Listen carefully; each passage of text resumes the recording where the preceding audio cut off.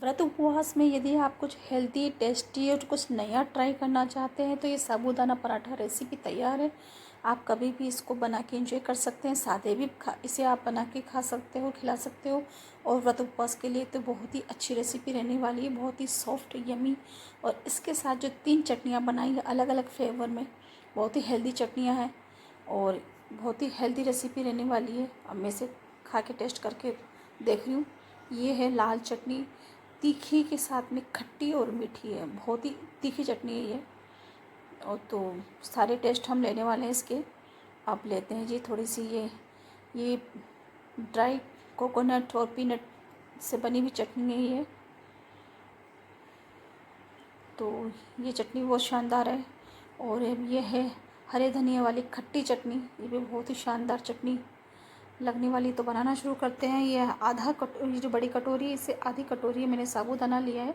साबूदाना क्या मैं पीसने वाली हूँ, इसका आटा बनाने वाली हूँ। तो इसको आटा बनाने से पहले क्या हम इसे थोड़ा सा है ना, थोड़ा सा सेक लेते हैं ताकि इसकी जो नमी हो वो निकल जाए और पिसने में परेशानी ना हो, तो जल्दी से आटा बन जाए। जैसे ही गर्म होता है, इसकी नमी निकलती है, तो इसको ठंडा कर लेते हैं।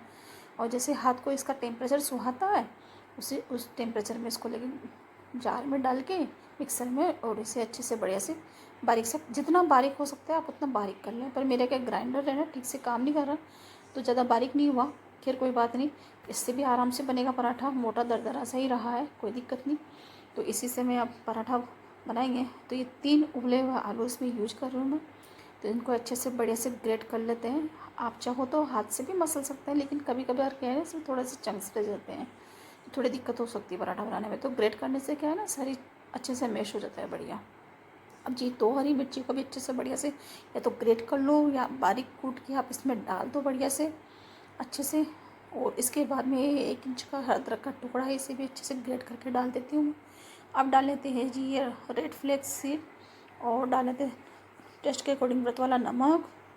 और इन सबको अच्छे से, अभी मैंने पानी यूज़ नहीं किया, और अब थोड़ा थोड़ा पानी डाल के, अब मैं ज़रूरत लग रही है क्योंकि साबूदाना फूलेगा, तो थोड़ा थोड़ा पानी डाल के, जो पूरा ग्लास भरा हुआ था उसमें जो आधी अंगुल होती है उसके बराबर मैंने पानी, मतलब आधे से थोड़ा कम, तो उसे रेस्ट के लिए रख दिया। और ड्राई चटनी बनाने के लिए तैयारी करते हैं। तो ये सफ़ेद काली मिर्ची है, ड्राई कोकोनट है, पीनट है, जीरा है और व्रत वाला नमक है। तो इसी, और फ्रेश 3 चम्मच गाढ़ा दही है। इसी के साथ में हमारी ये ड्राई कोकोनट चटनी हमारी तैयार है। बहुत ही टेस्टी और क्रीमी चटनी है इसके साथ में। ये देखिए जी कितनी थिक है, और टेस्टी भी बहुत ही क्रीमी चटनी है बिल्कुल अच्छे से। अब जी दूसरी चटनी बनाना शुरू करते हैं। लेते हैं हरा धनिया, कटी हुई 3 से 4 हरी मिर्ची और 1 इंच अदरक का टुकड़ा, और डालते हैं थोड़ा सा जीरा, और डालते हैं अब ये व्रत वाला नमक। और अब जी क्या लेमन डाले, तो मेरे पास लेमन नहीं है, तो मैंने क्या लेमन का रस निकाला हुआ है। मेरे पास लेमन का रस ख़राब नहीं होता, इसकी है ना बहुत अच्छी मेरे पास में ट्रिक है, मैं कभी बताऊँगी, आप कमेंट करके पूछेंगे तो। और थोड़ा पानी डाल के मिर्ची से बढ़िया से ग्राइंड करके इसकी हरी चटनी भी तैयार कर लेते हैं। तो ये हरी चटनी भी हमारी तैयार हो गई, तो इसे भी कर लेते हैं खाली। तो ये हरी चटनी भी हमारी खट्टी और तीखी चटनी तैयार है बिल्कुल। और इससे भी रख देते हैं हम एक तरफ बना के। और तीसरे स्टेप में हम क्या करने वाले हैं, अब बहुत ही तीखी और रेड चटनी तैयार करते हैं जी। ये जी आधे घंटे के लिए लाल मिर्च को पानी में भिगो के रख दिया था, 1 टमाटर, जीरा, व्रत वाला नमक, और इसमें भी डालेंगे हम 2 चम्मच लेमन जूस। हाँ जी, लेमन जूस आप ना डालें तो आप इमली का पल्प डाल दें या फिर अमचूर डाल दें, और डाल दें थोड़ा सा गुड़। ये जी तीखी, खट्टी और मीठी, बहुत ही अच्छा फ्लेवर वाली, बहुत ही टेस्टी चटनी लगने वाली, बहुत ही अलग फ्लेवर से लगने वाली चटनी है। तो ये मोमोज के साथ खाई जाती है हमारे यहाँ पे, तो मोमोज भी ज़रूर बनाते हैं हम तो ऐसी चटनी। तो बहुत तीखी रहने वाली है और उसके साथ में खट्टी मीठी भी है। तो ये चटनी भी तैयार है, हमारी तीनों चटनियाँ हमारी फटाफट फुर्ती से तैयार है। अब कर लेते हैं जी आटा। ये जब तक चटनियाँ बनी तब तक इस आटे को रेस्ट पे रखा था हमने 15 मिनट के लिए।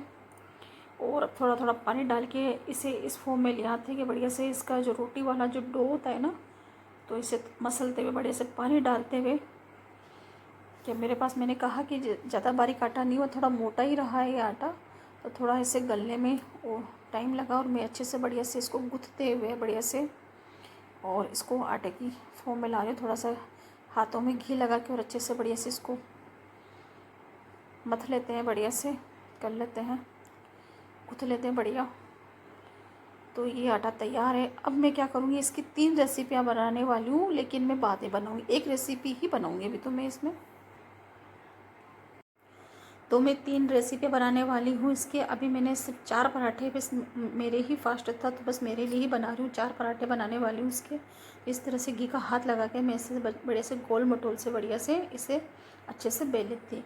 तो आने वाली 2 रेसिपियाँ जो मेरी होगी इसी आटे से बनी हुई होगी। एक तो साबूदाना मोमोज, एक होगी साबूदाना की दही बड़ी। हाँ जी, तो वो मैं बाद में आपके साथ शेयर करूँगी। अभी तो ये मेरे पराठे हैं, इन्हें बढ़िया से बना लेती हूँ क्योंकि सब ने तो खाना खा लिया, बस मेरे ही व्रत है। तो मैं अपने लिए बस 3 से 4 पराठे सेक के तैयार कर लेती हूँ। तो लगाते हैं पैन में थोड़ा सा घी और ये पराठा डाल देते हैं इसमें। ये बहुत ही हेल्दी और टेस्टी रेसिपी है ये।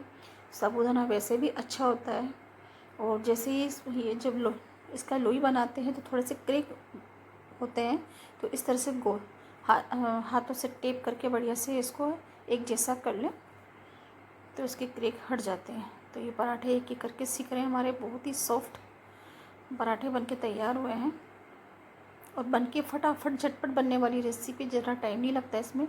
मैंने यहाँ पे 3 चटनियाँ बनाई हैं क्योंकि मुझे और भी कुछ बनाना था तो इसलिए बनाई। आप चाहें तो एक चटनी से भी काम चला सकते हैं। आप चटनियाँ ना बनाएं तो आप दही से भी इसको एंजॉय कर सकते हैं। हाँ, दही से भी खाया जा सकता है इसे। तो एक एक करके 3-4 पराठे में ये बढ़िया से सेक लेते हैं, बढ़िया अलटते पलटते घी लगा के हुए। ज़्यादा इसमें घी तेल की बिल्कुल भी आवश्यकता नहीं होती, हल्का सा घी लगा रही हूँ मैं इसमें। पैन में कोई एक्स्ट्रा घी और ऑयल नहीं है। इस तरह से ये, पर इसकी क्या खासियत है कि जैसे गर्मा गर्म बनता है ना, गर्मा गर्म आप खाओगे ना तो बहुत ही करारा लगता है ये, और ठंडा होने के बाद इसका कलर ही चेंज हो जाता है। तो है ना, गर्मा गर्म ही इसे आप कभी भी बना के एंजॉय कर सकते हैं। व्रत के दिन तो बहुत अच्छी लगने वाली रेसिपी है। तो पसंद आ रही है तो प्लीज़ लाइक कमेंट शेयर ज़रूर करें। यूट्यूब पे है तो प्लीज़ चैनल को सब्सक्राइब जरूर करें। देखने के लिए थैंक यू।